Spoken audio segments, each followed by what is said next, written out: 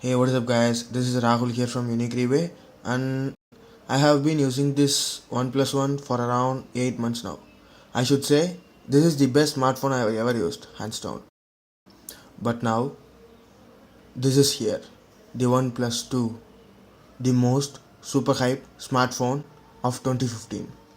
If you are like me, who have the OnePlus One already, is it necessary to upgrade to the OnePlus Two? Let's find out in this video.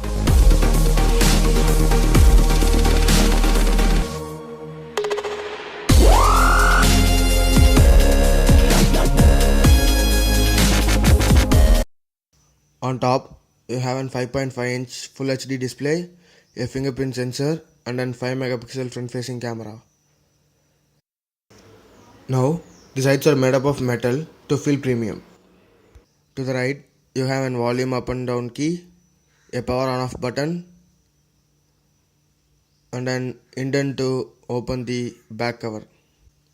The back cover can be easily removable, and this gives access to the two dual nano SIM card slots.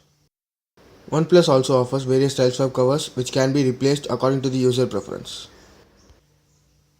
To the left, you have nothing but an alert slider which I will be speaking about in the later part of the video.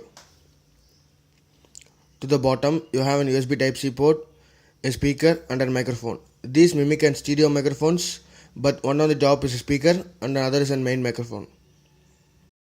On the back, you have a 13 megapixel rear-facing camera, laser autofocus and a dual LED flash. The OnePlus logo. Sadly though, there is no NFC in the OnePlus 2. Top, you have 3.5mm audio jack, a secondary noise cancellation microphone. Sadly, there is no air blaster. The phone is 74.9cm wide and 151.8cm tall. The phone weighs at around 176 gram and it feels a lot more heavier than the OnePlus One. The phone is 9.85mm thick and thanks to the 3300 mAh battery. The display on the OnePlus 2 is easily visible under direct sunlight. But personally though, I did not face any difference between the OnePlus One and the OnePlus 2.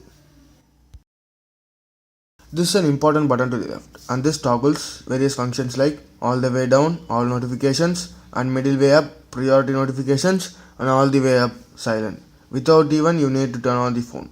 And this is so useful that I even searched for this button in OnePlus One. This is a smart move by OnePlus, and I wish other manufacturers to include this in their future upcoming smartphones. Speaking about the performance of the phone is top notch. Apps open up quick, navigating through the UI is smooth, and one can fly through the UI without any issues. I did not face any force closes or app crashes in my usage. Snapdragon 810, 4 gigs of RAM and Adreno 430 GPU does the job very well. The phone can handle anything you throw at it with ease. The device does support 10 multi-touch points. Speaking about the benchmark scores of the OnePlus 2 were quite low compared to that of OnePlus One. But I don't judge the performance of the phone based on benchmarks. But to be precise, I think the lower clock speeds of the OnePlus 2 emits the lower scores than the OnePlus One. These two phones are some of the best performing phones right now in the market. OnePlus One runs on Snapdragon 801, which is flagship chipset of 2014. Though after a year, the OnePlus One still holds its ground and can give tough competition both to the OnePlus 2 and other smartphones in the market. The Snapdragon 810 of this year had many reports of overheating, but with my usage on OnePlus 2, the device did not overheat. It does get warm at times, but the device is not hot at all.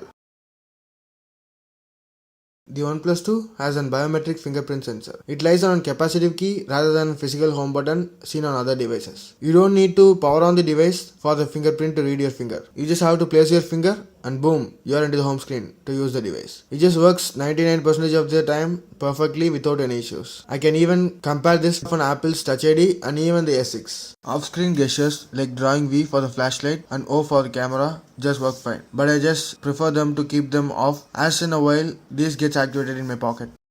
Speaking about the camera of the OnePlus 2, it is OmniVision pure cell sensor with 1.3 micron pixel.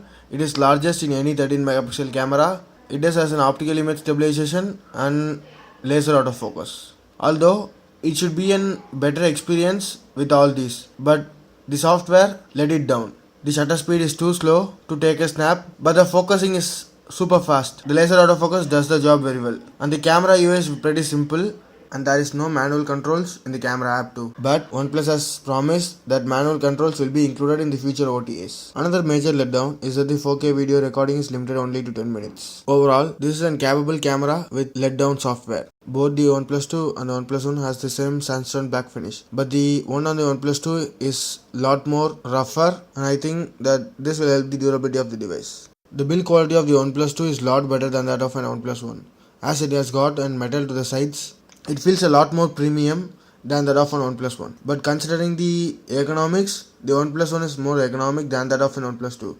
As OnePlus 2 is too rectangular in shape, the OnePlus 2 doesn't fit comfortable in the hand, while the OnePlus One does have curved edges, which helps in ergonomic handle of the device. The OnePlus 2 misses out the various customization options that the OnePlus One offers, like an individual app store, where from you can download various apps to customize your smartphone, and an individual app themer. With using that, you can change every aspect of the smartphone.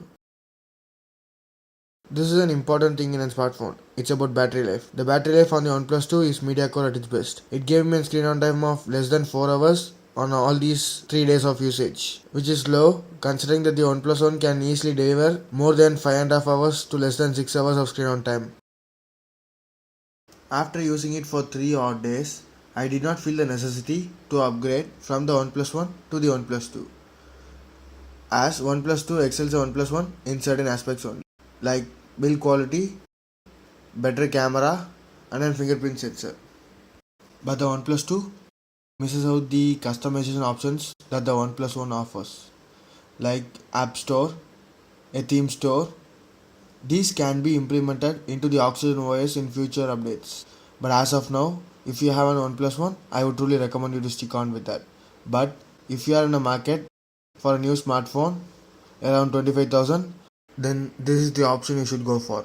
Hope you guys found the video helpful. If so, click the like button and subscribe to my channel. This is Rahul signing off. See you guys in the next video. Bye bye now.